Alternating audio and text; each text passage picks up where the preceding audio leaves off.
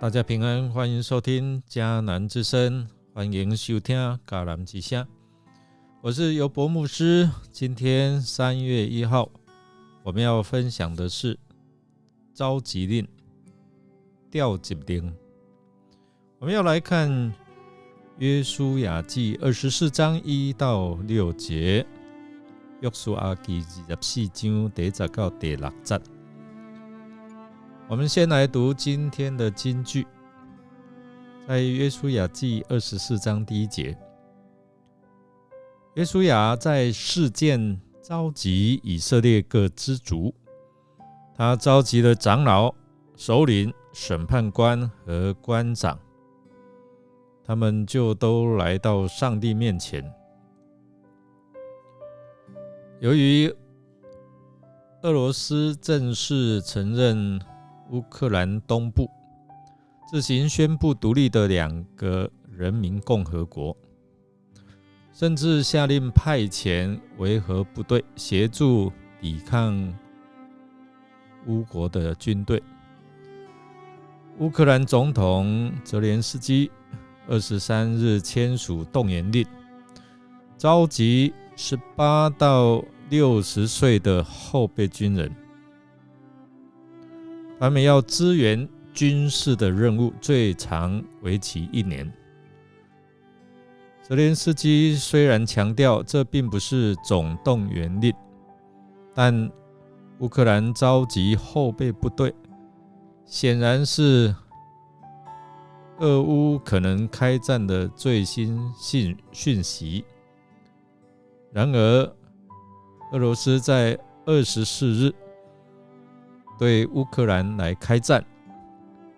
第二天是俄罗斯对欧洲国家发动在第2次世界大战以来最大规模的攻击。收到召集令的后备军人，他们必须要勇敢来面对敌人的挑战。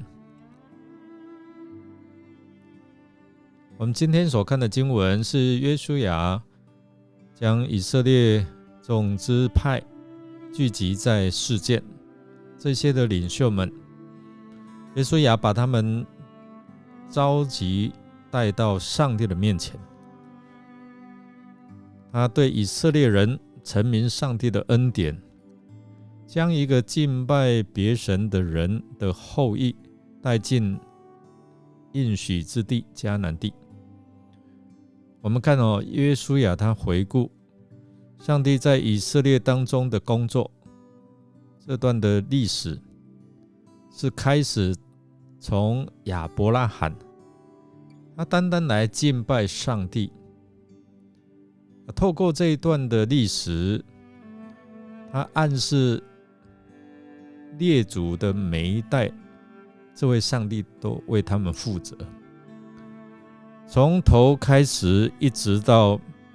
上帝在他们生命当中的每一件事件都在掌权。所以这里我们看到约书亚以带领来形容以色列人他们的历史，是上帝将他们的祖宗亚伯拉罕从大河那边带来，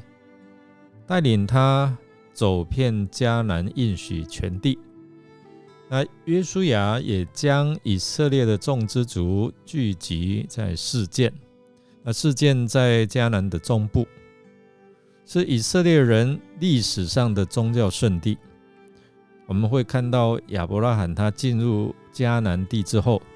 他最早就在示剑向耶和华来筑坛敬拜。雅各呢，他全家回到迦南地的时候，也在示剑清除偶像。以色列人进入迦南，也在示剑的基利心山与以巴路山来宣讲上帝的律法。示剑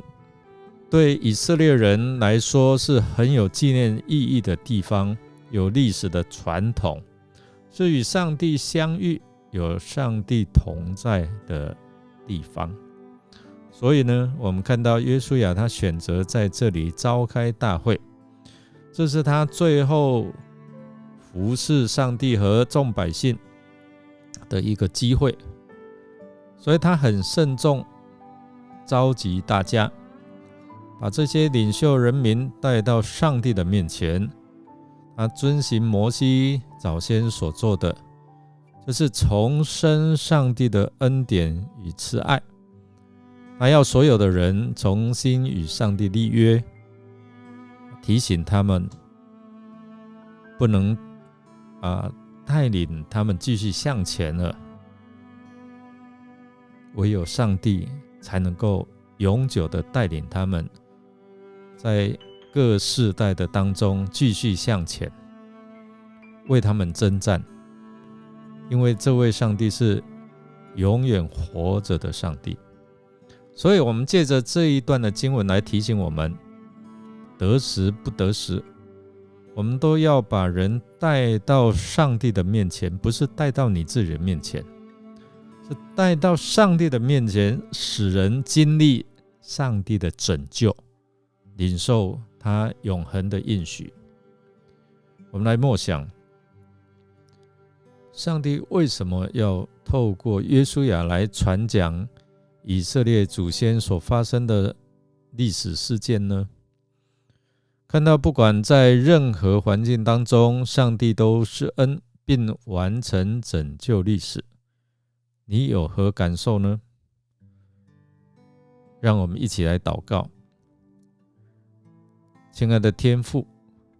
愿我能常常记录那些领受你恩典的时刻，并且能够明白我正参与在你带领的拯救历史当中，帮助我能够把我们周遭还没有信主的这些亲朋好友带到你的面前，得着你要赏赐给他们的救恩。我们这样祷告是奉靠主耶稣基督的圣名祈求，阿们。感谢您的收听，如果您喜欢我们的节目，欢迎订阅并给我们好评。我是尤伯鸿牧师，祝福您一天平安顺心，健康喜乐。我们下次再见。